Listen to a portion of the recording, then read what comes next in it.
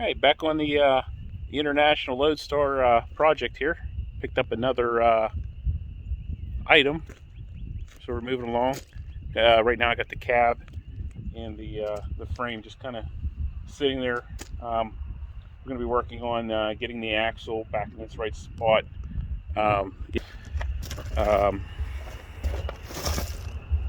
little tweaked here, so I got new arms for the suspension. I still need to get a spring here to get the ride height, see where it's at. They are lift brackets that I ordered, so I'm going to put a small lift on it, and then the cab's also going to have a lift on it too. So the new addition that we got today is got an engine and transmission. So this is a Cummins 6.7 ISB engine. It's out of a International 4300. It was a semi truck that they used for milk delivery, I believe, or something. So I picked it up today. It is an Allison 2000 transmission.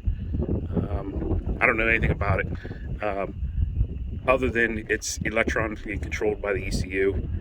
The mechanic that removed this said that, you know, this is a great transmission setup, and you know, in all their fleet vehicles it does really good. So I like to keep it. I don't know wiring, what's all involved in it and whatnot, so it's going to be a project there. I can always switch to a different Allison, I think an older model without the electronic shift, but it is missing one speed sensor. So I'm going to get that. There's actually 3 speed sensors on this, from what I know. So it's missing this one here. They took that out for another project. This does have an air compressor for the air brakes. It is an air brake truck. That's this assembly. I believe this is the power steering pump. This is the air compressor on this truck right here. Yeah, this is an air compressor. This is an airline. It's a 6-cylinder diesel, inline 6. It's Cummins. 73,000 miles on it. Mechanic personally took care of this truck. He was involved in a rollover incident. There's a turbo. Still spins. So he had removed that actually for another truck that was down, didn't end up needing it. So we'll have to get that all put back on. 12-volt starter. EGR is all intact. From what I understand, this truck also had so it has the DEF system too. So we're gonna have to see what route we're gonna go with that. I'm gonna see if I can replace this this tail section with a Chevy 3500 universal joint, and see if I can adapt that to the Ford drive shaft I have somehow. Like I said, 73,000 miles. I got the intercooler. I got the aluminum radiator, which is substantially smaller than the International's old gas radiator. So if I can use it, I'll use it. Actually, looks like there's enough room for that and the intercooler to go below it. So that would be awesome if it did work that way. He said other than the truck being in that accident, the engine ran.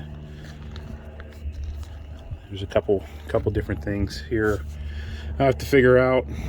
We got wiring for the starter, wiring for the alternator. There's all kinds of different plugs here. This is an oil return for the turbo. I assume it's return. I don't know which one is supply. I have to figure that out. You say I don't know too much about these. I believe it's the same engine that's in my new truck, commercial version. So engine mounts are there. Fan is in good shape. No brakes on it. Clutch is good. Got good resistance on it, so kind of assume that it's okay. really no other sensors have been taken off it. So I think, yeah, dipstick. So that's going to be the next project there. I think the game plan is to get that axle fixed on the front of that, determine where the center line is, the fender versus the cab, and then that'll tell me where I can put the engine mounts at, because I have no clue on where they're going to go. I assume that they might be a little forward of these existing ones right here. So